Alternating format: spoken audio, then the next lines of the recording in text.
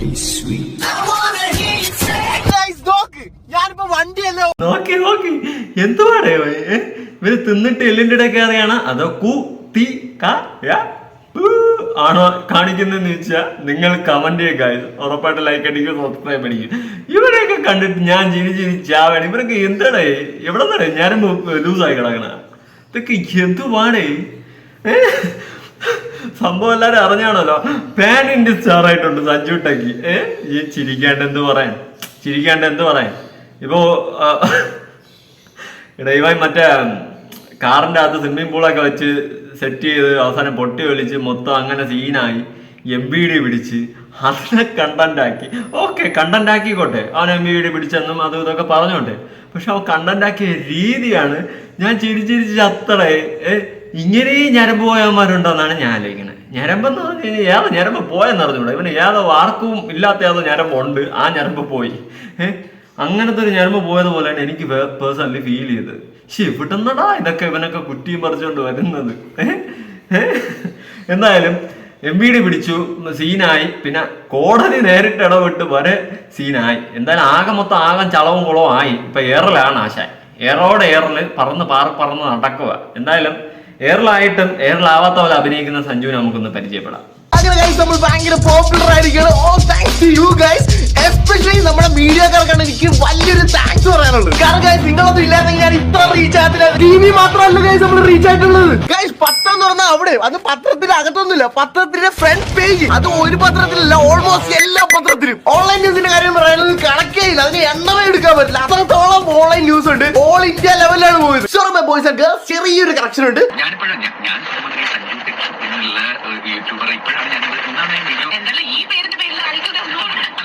ഇവിടെ ദുബായ് റേഡിയോയിൽ വരെ നീ ഫേമസ് ആണ്. വയറിലടാ വയറില് ഒരു രക്ഷയിലോ സമ്മതിച്ചു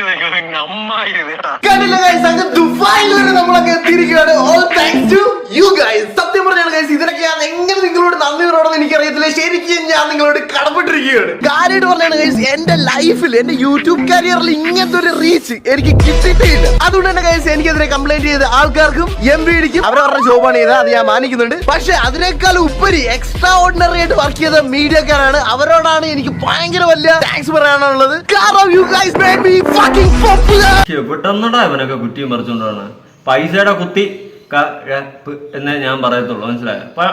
പണമുണ്ട്, അതിന്റെ കുഴപ്പമാണ്. കാരണം ഈ പറയുന്ന പോലെ ഒരു കാറൊക്കെ എന്ന് വെച്ചാൽ ഒരാൾക്കാരുടെ സ്വപ്നമാണ്. ഓരോ സ്വപ്നമാണ് ഓരോ വീട്ടിലൊരു കാറ് എടുക്കുക എന്നൊക്കെ ഒരു സ്വപ്നമാണ്. അത് ഇത്രയും നല്ലൊരു വണ്ടിയെ കൊണ്ടുപോയിട്ട് അതിൻ്റെ അകത്ത് വെള്ളം നിറച്ച് സ്വിമ്മിംഗ് പൂളും ഉണ്ടാക്കി ഇവനൊക്കെ എന്തും പരിപാടിയാത്താ കാണിക്കുന്നത്. വണ്ടിയെ മൊത്തം കുളമാക്കി, ഗിയർ ബോക്സ് എല്ലാം പോയി, വണ്ടി പടവാ എന്നുള്ള രീതിയിലായി. പൈസയുടെ അത്രേ ഉള്ളൂ, അതിൽ വേറൊന്നും പറയല്ല. ഇവനൊക്കെ എവിടെ നിന്ന് കുറ്റിയും പറിച്ചുകൊണ്ട് വരുന്നതാണ്. എന്നിട്ട് അതിനെ MBD പിടിച്ചപ്പോൾ അതിനെ കണ്ടന്റ് ആക്കിയാലൊന്നുമില്ലേ. MBD പിടിച്ച് ഇങ്ങനെ സീനായെന്ന് പറഞ്ഞ് മാന്യമായിട്ട് വീഡിയോ ചെയ്തത്. അവന് പാൻ ഇന്ത്യയിൽ നമ്പർ റീച്ചായി, അവന്റെ ദുബായിൽ വരെ റീച്ചായി. ഇതൊക്കെയാണ് കാണിക്കുന്നത്. ഞാൻ ഇന്നലെ പള്ളിയിലോട്ട് പോകാൻ വേണ്ടിയിട്ട് ഇറങ്ങിയപ്പോൾ TV-യിൽ ന്യൂസ് ഇട്ടുകൊണ്ടിരുന്നപ്പോൾ ഇവന്റെ ന്യൂസ് എനിക്ക് ചിരി വരണം ഇവനൊക്കെ കാണുമ്പം. എവിടെ നിന്നാ ഇവനൊക്കെ കുറ്റിയും പറിച്ചുകൊണ്ട് വരുന്നതെന്നാണ് ഞാൻ ആലോചിക്കുന്നത്. പൈസ ഉണ്ട്, അതിന്റെ ഇത് കാണിക്കുന്നു. ഒരു കാറിനെയൊക്കെ നശിപ്പിച്ച് തൊലച്ച് ആ ഒരു മെന്റാലിറ്റി ഇങ്ങനെ വന്നെന്ന് പോലും എനിക്ക് അറിഞ്ഞൂടാ കേട്ടോ. സത്യം സീരിയസ്ലി പറയാം, എനിക്കൊന്നും പറ്റത്തില്ല. നമുക്ക് വണ്ടിയിലൊക്കെ ഒരു പോറൽ വരുമ്പോൾ തന്നെ ഇവനൊക്കെ തൊലക്കാണ്. അതാണ് പണമുണ്ട്, അതിന്റെ കുഴപ്പമാണ് കാണിക്കുന്നത്. ബാക്കിയാണ് ബുധനാഴ്ച രാവിലെ തന്നെ ഞാൻ എണീക്കണമെന്ന് പറഞ്ഞു. എന്റെ വീട്ടുകാർ വന്ന് എന്നെ വിളിച്ചിട്ട് പറഞ്ഞു, എടാ നിന്നെ മൊത്തം TV കാണിക്കണം, എന്താണ് സംഭവം എന്ന് ചോദിക്കുമ്പോഴാണ് ഞാൻ എണീക്കണത്. രാവിലെ തന്നെ എന്റെ ന്യൂസ് കണ്ടിട്ട് എല്ലാരും ഓടിക്കൂടിയാ എന്റെ റൂമിൽ. ഞാനാണിക്കണത് ഉറങ്ങുക. ഞാൻ രാവിലെ എഴുന്നേറ്റപ്പോ തന്നെ ഞാൻ നോക്കുമ്പോ വീട്ടുകാരൊക്കെ എന്നെ ചുറ്റിന് നിൽക്കുന്നു. MBD എന്നെ വിളിച്ച് 24 ന്യൂസിൽ അന്ത് തന്നെ വിളിച്ച് എല്ലാരും വിളിച്ച് ചോദിച്ചോണ്ടിരിക്കും. പക്ഷെ സീൻ എന്താ പറയട്ടെ, ലൈസൻസ് എന്ന് പറയുന്ന സാധനം കട്ടാക്കിയിട്ടില്ല, അതേപോലെ തന്നെ രജിസ്ട്രേഷൻ കട്ടാക്കിയിട്ടില്ല, ഒന്നുമില്ല. ഈ ന്യൂസുകാർ ചുമ്മാ അടിച്ചിറക്കുക.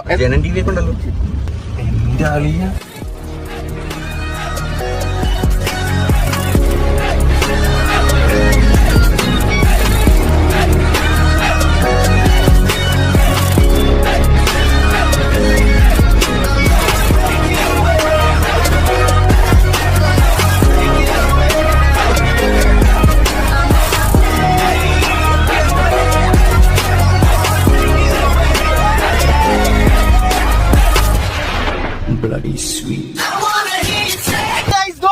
ഞാനിപ്പോ വണ്ടിയല്ലേ ഓടിക്കുന്നത്. ഇപ്പൊ എന്റെ ലൈസൻസ് എങ്ങനെ കട്ടായിരുന്നു, എനിക്ക് ഇത് ഓടിക്കാൻ പറ്റത്തില്ലായിരുന്നല്ലോ. അതുകൊണ്ടാണ് പറഞ്ഞ ഈ മീഡിയ ഉണ്ടല്ലോ, അവര് പറയണ കംപ്ലീറ്റ്ലി നിങ്ങൾ ആരും വിഴുങ്ങ. നമ്മൾ ചെയ്ത റോങ് ആണ്. കാരണം നമ്മൾ പബ്ലിക്കിലോട്ട് ഇറങ്ങേണ്ട ഒരു ആവശ്യമില്ലായിരുന്നു. അതുകൊണ്ടാണ് ഒരു പബ്ലിക് ന്യൂസൻസും ഇത്രയും പ്രശ്നമൊക്കെ ഉണ്ടായത്. ഇല്ലെങ്കിൽ ഒരു പ്രശ്നം നമുക്ക് ഉണ്ടാകത്തില്ലായിരുന്നു. അതുകൊണ്ട് തന്നെ നമ്മൾ നെക്സ്റ്റ് ടൈം ഒരു പ്രൈവറ്റ് പ്രോപ്പർട്ടിയിലായിരിക്കും ഇതേപോലത്തെ കോണ്ടന്റുകൾ ചെയ്യാം. ഇവൻ ഈ MVD-യിലോട്ട് കയറി പോയത് നിങ്ങൾ ശ്രദ്ധിച്ചായിരുന്ന? എന്തോ അവാർഡ് കൊടുക്കാൻ പോലെ, അല്ലെങ്കിൽ MVD-യിൽ ഇവൻ മറ്റേ ഇൻസ്പെക്ടറായിട്ട് കയറിയത് പോലെയുള്ള രീതിയിലാണ് അവൻ പോണത്. ഇവന്റെ പോക്ക് എന്തോ വലിയ അംഗീകാരം കിട്ടിയതുപോലെയാണ് പോണത്. ഇവന്റെയൊക്കെ ലൈസൻസ് സസ്പെൻഡ് ചെയ്ത് മേലാൽ ഇനി വണ്ടിയിൽ തൊട്ട് പോലും നോക്കരുതെന്നുള്ള നിയമം കൊണ്ടുവരണം. ഇവനൊക്കെ ഒരു വണ്ടിയെ പെടുത്താൻ പാടില്ലാത്ത രീതിയിൽ തൊലച്ച് നാറാണത്താക്കി അതിനെ. മനപ്പൂർവ്വം അറിയാതെ ചെയ്തൊന്നുമല്ലല്ലോ, മനപ്പൂർവ്വം. അവന് മറ്റേ ബുദ്ധി ഉറക്കാത്ത പ്രായമൊന്നുമല്ലല്ലോ. വയസ്സാങ്കാലല്ല 10-20 സംതിങ്, നമ്മുടെ ഒക്കെ സെയിം ഏജ് ആയിരിക്കും മിക്കവാറും. ആ ഒരു ടൈമിൽ ഇവനൊക്കെ ഒരു വണ്ടിയെ ഇങ്ങനെ കാണിക്കുന്നുണ്ടെങ്കിൽ ഇവൻ്റെയൊക്കെ കുത്തിക്കഴപ്പിന് ഇവൻ്റെയൊക്കെ ലൈസൻസും കട്ട് ചെയ്ത് മേലെ വണ്ടിയിൽ പോലും തൊടല്ല. വണ്ടി തൊട്ടാൽ നഷ്ടപരിക്കും. ആ ലെവലിൽ ഇവനൊക്കെ കേസ് കൊടുക്കണം. എവിടെന്നാണ്ടാ ഇവനൊക്കെ വരുന്നത്? ഇത്രയും ബോധവും വിവരവും ഇല്ലാത്തവന്മാർ അതിനെ പോയിട്ട് മാസ് കയറ്റി കണ്ടന്റാക്കി കത്തിയില്ല BGM കയറ്റിയിട്ടിരിക്കുന്നു. എവിടെന്നടാ ഇവനൊക്കെ വരുന്നത്? ഇതൊക്കെ എവിടെടാ? എന്തിനാ இந்த കൊച്ചു സ്മാൾ കേരളത്തിൽ നടക്കുന്ന? എനിക്ക് തെറിയാതാ തമ്പി. എന്തൊക്കെ കാണണം. 2024 എന്തൊക്കെയാണ് ഈ കൊച്ചു കേരളത്തിൽ നടക്കുന്നത്? 2024 മൊത്തം ഫ്ലോപ്പാണല്ലോ. ബാക്കിയാണ്. പിന്നെ നമ്മുടെ RTO പറഞ്ഞ പോലെ തന്നെ 3-ാം തീയതി തൊട്ട് 5-ാം തീയതി വരെ ഒരു ക്ലാസ് ഉണ്ട്. അതിനകത്ത് കുറെ ഡ്രൈവിംഗ് റൂൾസും കാര്യങ്ങളൊക്കെ പഠിപ്പിച്ചു തരുന്നതാണ്. അതെന്തായാലും നല്ലൊരു കാര്യമാണ്. എന്തായാലും എനിക്ക് നല്ലൊരു ഇൻഫർമേഷൻ കിട്ടപ്പോ ഞാൻ നിങ്ങൾക്ക് പറഞ്ഞു തരുന്നതാണ്. മാന്യമായിട്ട് അവൻ ആദ്യം ഈ പറയുന്ന MVD കേസെടുത്ത് കാര്യങ്ങൾ ക്ലാസ് കാര്യങ്ങളൊക്കെ വെച്ചു കൊടുക്കാം. അവ എന്നിട്ട് ബാക്കിയുള്ളവർക്ക് കൂടി പകർന്നു തരാം. ക്ലാസ്സിന് പോകുന്നത് ട്രിപ്പാക്കിയ മോനാണ് ഇവൻ.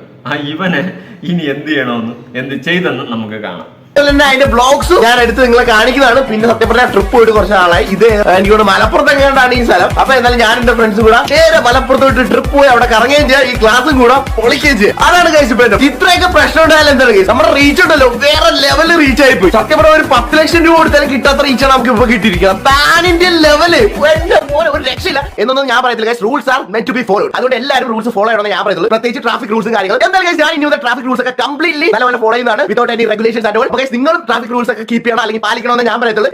എല്ലാവരും ട്രാഫിക് റൂളൊക്കെ ചിലപ്പോഴൊക്കെ തെറ്റാറും കാര്യങ്ങളൊക്കെ. ഇവൻ നല്ലോണം പാലിക്കുമെന്ന് പറഞ്ഞിട്ട് അവൻ വണ്ടിക്കകത്ത് സ്വിമ്മിംഗ് പൂൾ ഉണ്ടാക്കി വെച്ചുകൊണ്ട് നറോട്ടേക്ക് കൂടെ ആൾക്കാരെ മൊത്തം പബ്ലിക് ന്യൂസൻസ് ആയി. പിന്നെ ഇവനെതിരെ ഇപ്പോൾ ഹൈക്കോടതി നേരിട്ട് ഇടപെട്ടിട്ടുണ്ട്.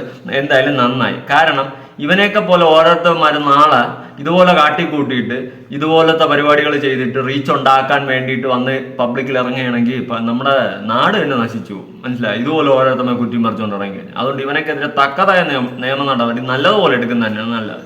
എന്തായാലും ഇവന്റെ ഈ വ്ളോഗിങ് ഹൈക്കോടതിക്ക് അങ്ങ് പിടിച്ചായിരുന്നു. ഇഷ്ടപ്പെട്ടു. നിന്നെ നേരിട്ട് എടുക്കാന്ന്. ആലപ്പുഴ RTO രമണൻ നമുക്കും ടെലിഫോൺ ലൈൻ ശരിയാണ്. ശ്രീ രമണൻ, ഈ സഞ്ജു ടെക്കിക്കെതിരെ കേസെടുത്തതിന് ശേഷം ഈ കേസെടുത്തത് പോലും തനിക്ക് റീച്ച് കൂട്ടുകയാണ്. 10 ലക്ഷം രൂപ ചെലവാക്കിയാൽ പോലും ലഭിക്കാത്ത റീച്ച് തനിക്ക് കിട്ടി. പരിശീലന ക്ലാസ് തന്നെ താനൊരു ട്രിപ്പായിട്ടാണ് കണക്കാക്കുന്നത് എന്ന തരത്തിലുള്ള ഒരു വീഡിയോ ആണ് ഇപ്പോൾ പുറത്തു വന്നിരിക്കുന്നത്.